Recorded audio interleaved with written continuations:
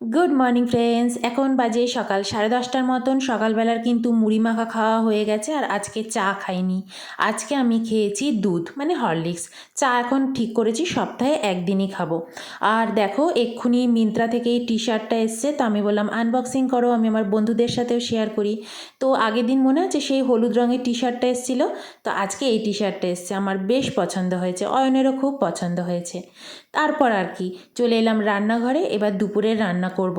আজকে একদম সিম্পল রান্না, তোমরা তো জানোই আমার শরীরটা ভালো না, আর এখন সিম্পল থেকে সিম্পল খাবারই খেতে হবে। তো আজকে করব পেঁপের তরকারি, পেঁপে আলু কুমড়ো দিয়ে তরকারি, পাশে ডিম সেদ্ধ। তো তরকারিটা আমি বসিয়েই দিচ্ছি, একটুখানি জিরে ফোড়ন দিচ্ছি আর একটু তেজপাতা ফোড়ন দিচ্ছি। পেঁপেটা না এত কচি, মানে ছোট, কিন্তু ভীষণ দরকচা টাইপের পাকিয়ে যাচ্ছে, মানে এতটাই শক্ত। ঠিকঠাকভাবে পাকার আগেই না পেঁপেগুলোকে পেরে ফেলা হয়, এর জন্য ভীষণ শক্ত শক্ত থেকে যাচ্ছে। তো এর জন্য সবার আগে আমি পেঁপেটাকেই তেলের মধ্যে ভালো করে ফ্রাই করে ঢেকে দিয়েছি। তো ওটা আস্তে আস্তে আগে একটু সেদ্ধ হোক, একটু নরম হোক, তারপর আমি আলু আর কুমড়োটা অ্যাড করব। তো এর মধ্যে আমি আলু তো কেটে রেখেই দিয়েছি, কুমড়োটাও এবার কেটে নিচ্ছি। কুমড়োটা ফ্রিজ থেকে বের করেই না কাটা যায় না, তো কিছুক্ষণ একটুখানি নর্মাল টেম্পারেচারে আসুক, তারপর কাটবো বলে রেখে দিয়েছিলাম। আর সমস্ত কিছু কাটাকুটি হয়ে গেছে, ধুয়েও নিয়েছি সবজিগুলোকে। এই ফাঁকে দাঁড়িয়ে একটুখানি বেদানাও খেয়ে নিলাম। ফ্রুটস আমার একদমই খাওয়া হয় না, আর যেটাই আমাকে ডক্টর সব থেকে বেশি খেতে বলেছে। তরকারিটা দেখো মোটামুটি একটুখানি সেদ্ধ হয়ে এসছে, পেঁপেটা কিন্তু ভালো সেদ্ধ এখনও হয়নি। তো ভাবছি একটুখানি জল দিলে পরে হয়তো পেঁপেটা সেদ্ধ হবে। পেঁপেটা যেহেতু ঢেকে ঢেকেই করছিলাম, পেঁপেটা না কেমন একটুখানি কালো কালো দাগ ধরে গেছে। গুড আফটারনুন ফ্রেন্ডস, এখন বাজে 12টা। ব্লগটা যখন স্টার্ট করেছিলাম তখন 11টাই ছিল, এখন 12টা বেজে গেছে, আর আমার রান্নাও অলমোস্ট কমপ্লিট হয়ে গেছে। আজকে আর সকাল থেকেই ব্লগটা স্টার্ট করলাম না, আজকে একটু বেলা থেকেই ব্লগটা স্টার্ট করছি। সকালে তো ওই একই রুটিন, মুড়ি মাখা আর হচ্ছে এখন তো দুধ নিচ্ছি। তো ভাবছি সপ্তাহে একদিন দুদিন চা তো খেতেই হবে। চায়ের কথা কিন্তু মানে খুব মনে পড়ছে, চা না হলে একদম ভালো লাগে না। সেখানে টানা চা খাচ্ছি না, যেন মনে হচ্ছে কি ঝিমিয়ে পড়েছি। তো পেঁপের তরকারি তো রান্না করছি, আলু পেঁপে। পেঁপেটা দিয়েছে এত ছোট, এখন না দেখছি সবজিগুলো না ঠিকঠাক মানে বাড়ার টাইমও দেয় না, জাস্ট কচি থাকতে থাকতেই মানে গাছ থেকে ছিঁড়ে ফেলে। আর সেই সবজিগুলো না একদম দরকচা পাকিয়ে থাকে, মানে একদম সেই কেমন হয়ে থাকে শক্ত মতো। আগের দিন পেঁপে সেদ্ধ ভাত খেলাম, সেইটা তো মানে দেখলে যে পেঁপেটা একদম কচকচ করে খাচ্ছি, পেঁপেটাকে মাখতেই পারলাম না ভাতের সাথে। আজকে ভাবলাম ঠিক আছে, ভাতের সেদ্ধ দেবো না, আজকে তরকারি করি। তো তরকারি করছি, পেঁপেটা না পুড়ে যাচ্ছে, মানে ঢেকে ঢেকে রান্না করছি, সিমে রান্না করছি, পুড়ে যাচ্ছে, কিন্তু সেদ্ধ হচ্ছে না। এই হচ্ছে এখন সবজির অবস্থা, বুঝেছো বাজারে। এখন এই যাদের নিজেদের জায়গা জমি আছে, নিজেরাই নিজেদের জায়গায় মানে সবজি ফলিয়ে খাচ্ছে, তারাই একমাত্র সুস্থ থাকবে। এখন না আবার আমাদের সেই আগের মানে যুগে ফিরে যেতে হবে, যদি সুস্থ থাকতে চাও, ভালো থাকতে চাও। নইলে যদি বাজারের উপর ডিপেন্ড করে থাকতে চাও, শুধু তোমার পয়সাই খরচা হবে, তুমি পয়সা দিয়েও ভালো জিনিস পাবে না, সবজি পাতি কিচ্ছু পাবে না তুমি। আর সব কিছু তো কেমিক্যালে ভর্তি, সে তো ছেড়েই দাও। তাদের মানে তারাই এখন ভালো রয়েছে, যাদের নিজস্ব বাগান রয়েছে, সবজি মানে ফলাতে পারছে, গরু রয়েছে, দুধ খাচ্ছে, তারাই ভালো। আমাদের মতন প্যাকেট দুধ এই সমস্ত, এগুলো সব এতে কেমিক্যাল, এইসব খাওয়া শরীরের জন্য যে কত ক্ষতিকর, কত ক্ষতিকর। এই দেখো তরকারি, আলু সেদ্ধ হয়ে গেছে, কুমড়ো সেদ্ধ হয়ে গেছে, পেঁপেটা দেখো একদম সেদ্ধ হচ্ছে না, এখন একটু সেদ্ধ হয়েছে, মানে কাটতে পারছি এটা দিয়ে। যাই হোক, অনেকক্ষণ ধরে সেদ্ধ করতে হয়েছে। পেঁপের তরকারিটা তো নামিয়ে নিয়েছি, আর একটা বাটিতে ঢেলেও রাখছি, কারণ এক্ষুনি তো খাবো না। তো এটা ঢেকে রেখে দিলাম সাইডে সরিয়ে। ফার্স্টে ভাবছি অয়নকে খেতে দেবো। এখনই ভাত বসাবো না, ভাতটা একটু বেলাতেই বসাবো, এখন 12টা তো বাজে। ভাতটা বসাবো 2টো নাগাদ, কারণ খেতে খেতে অনেকটা বেলাই হবে। এখন ঘরটা ঝাড় দিয়ে দেব, আর আর সেরকম কোনো কাজ নেই, বাসনটা পরে এসে ধোবো। সুস্থ থাকার জন্য না অ্যাকচুয়ালি কাজ অনেক কম। এই যে দেখো, এখন মানে নিয়মে থাকার চেষ্টা করছি, ঠিকঠাক খাওয়া দাওয়া করার চেষ্টা করছি, ডায়েট করার চেষ্টা করছি, উল্টে দেখছি কাজ অনেক কমেই গেছে। নইলে এত এত রান্না করো, মশলা দিয়ে কষাও কষাও, কষিয়ে কষিয়ে রান্না করো, এইসবের ঝামেলা নেই। ঘর তো ঝাড় দেবই, ফার্স্টেই না বারান্দাটা মানে এই ছোটো বারান্দাটা যেটা মাস্টার বেডরুমের সাথে লাগানো, এটা আগে একটু ঝেড়ে নেব। বড় বারান্দাটা কিন্তু ঝাড়বো না, শুধু এটাই একটু ঝাড়বো। এখানে যে টবগুলো রেখেছি না, ওর মধ্যে কিছুদিন আগে না অয়ন একটুখানি ধান ছড়িয়ে দিয়েছিল। ওই যে লক্ষ্মী পুজো হয়েছিল, তো আগের বছরের যে ধানটা ছিল সেটা অয়ন কী করেছিল, টবের উপর ছড়িয়ে দিয়েছিল। আর সেটা পায়রারা এসে এত রোজ খুঁটে খুঁটে সারা বারান্দা মাটি আর মাটি করে দেয়। তো আজকে আমি ঠিক করেছি ওগুলো পরিষ্কার করব। সপ্তাহে মোটামুটি আমি একদিন দুদিন পরিষ্কার করেই দিচ্ছি।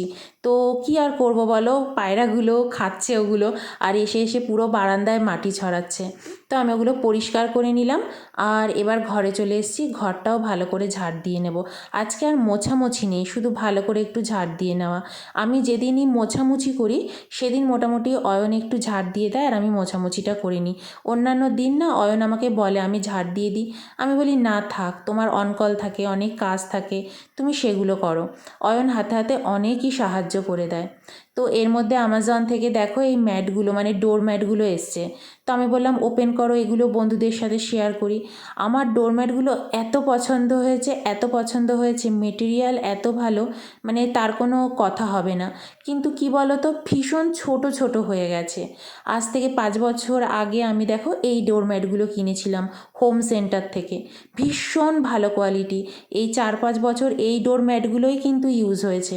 তো এবার ওই সামনের ঘরের বাথরুম আর আমার বেডরুমের বাথরুম, অ্যাটাচ বাথরুমের জন্য এই দুটো ডোরম্যাট আনিয়ে নিলাম। হোম সেন্টারের ডোরম্যাটগুলো দেখো কত বড়, আর এগুলো দেখো একটু ছোট ছোট। তো অয়নকে খেতেও দিয়ে দিয়েছি। এর মধ্যে আমি না আগে একটুখানি পেঁপের তরকারি দিয়ে না একটু টেস্ট করে নিয়েছি খাবারটা, কারণ নইলে তো কচকচে থেকে যাবে না। তো ওর জন্য অয়নকে খেতেও দিয়ে দিলাম। অয়নকে জিজ্ঞেসও করলাম যে কেমন হয়েছে, ভালো হয়েছে? তা ও বলল হ্যাঁ ভালো হয়েছে খেতে। ও তো সাধারণত কোনো কিছুকেই খারাপ বলে না। তো আমি বললাম যে সেদ্ধ হয়েছে ঠিকঠাক করে? তো বলল হ্যাঁ ভালোই সেদ্ধ হয়েছে। স্নান সেরে চলে এসেছি আর ক্রিম লাগাচ্ছি, ময়শ্চারাইজার। এটা হচ্ছে সিম্পলের ময়শ্চারাইজারটা, এত ভালো না, আমার স্কিনে না সব রকম ময়শ্চারাইজার একদম স্যুট করে না। সিম্পলটা দেখলাম খুব ভালো, আর আরেকটা ময়শ্চারাইজার আছে সেটাফিল, সেটা খুব ভালো, মানে আমার স্যুট করে গেছে এই দুটো ময়শ্চারাইজার।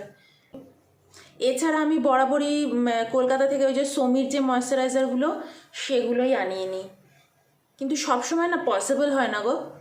আমাজনে নিতে গেলেই বলে একটার সাথে আরেকটা নাও, এর সাথে ওটা নাও, তার সাথে সেটা নাও, সবসময় তো সব কিছুর দরকার পড়ে না।